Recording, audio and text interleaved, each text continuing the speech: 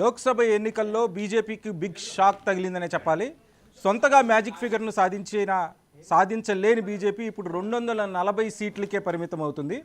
UP, పశ్చిమ బెంగాల్, మహారాష్ట్ర, రాజస్థాన్, హర్యానాల్లో బీజేపీకి ఎదురుదెబ్బ తగులుతుంది. ఉత్తరప్రదేశ్లో పనిచేయని రామనామం. యూపీలో భారీగా సీట్లు కోల్పోతున్న బీజేపీ. యూపీలో 41 సీట్ల ఆధిక్యంలో ఇండియా కూటమి. కేవలం 37 సీట్లలోనే బీజేపీ ఆధిక్యం. బెంగాల్లో బీజేపీని చావు దెబ్బ కొట్టిన మమతా బెనర్జీ.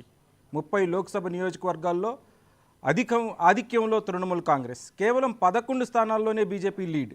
మహారాష్ట్రలో చిత్తైన మోడీ షా చాణక్యం. మహారాష్ట్రలో 29 స్థానాల్లో ఇండియా కూటమి ఆధిక్యం. మహారాష్ట్రలో 18 స్థానాల్లోనే ఎన్డీఏ లీడ్. ఇప్పుడు వరకు ఉన్న లేటెస్ట్ అప్డేట్స్ అయ్యి నేను చేతన్. నాతో పాటు ఈ డిస్కషన్లో మహేష్ గారు ఉన్నారు, అలాగే కౌశిక్ అన్న ఇంకా ఫాలో అవుతూనే ఉన్నారు. ఒక్కసారి మనం ఈ ఎలక్షన్ జరుగుతున్న పరిణామాల్లో మోడీ స్పీచ్ల్ని మనం అనలైజ్ చేసుకుంటూ వద్దాం ఒక్కొక్కటి. ఆయన మోడీ ఇటు రాహుల్ గాంధీ చెప్పిన మాటలు ఏంటో ఒకసారి మనం చూద్దాం.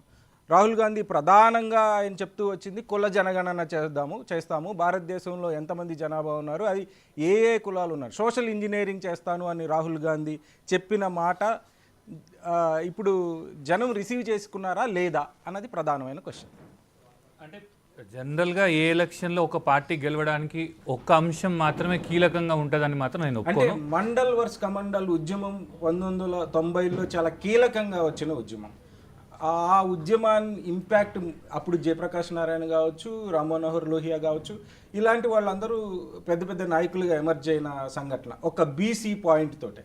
అదే అంశాన్ని ఇప్పుడు రాహుల్ గాంధీ మళ్ళీ ఇంకొకసారి తెర మీదకి తీసుకొచ్చారు అనే ఒక వాదన. అంటే మీరు చెప్పినట్టు దేశంలో ఎంత దూరం అభివృద్ధి చేసుకుంటూ ముందుకు పోయినామని ఎన్ని పార్టీలు చెప్పినా, ఈవెన్ ఇప్పుడు మోడీ గారు చెప్పినా కానీ ప్రజలు ఇచ్చినటువంటి తీర్పు చూస్తే మనకు క్లియర్గా అర్థమవుతుంది.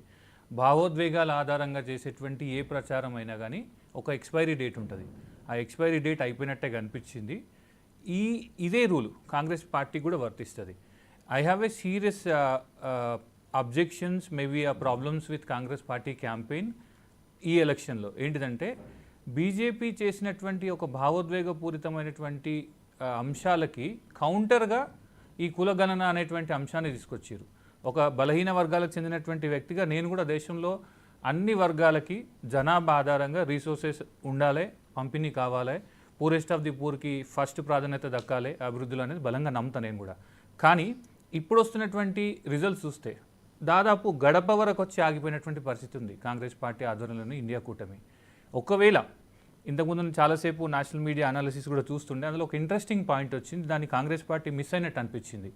ఏంటిదంటే 18 to 35 ఇయర్స్ గ్రూప్లో ఉన్నటువంటి ఆ బ్లాక్ ఉంటుంది కదా, ఆ బ్లాక్లో మ్యాక్సిమం ఓట్లు కాంగ్రెస్ పార్టీ వైపు వచ్చినాయి.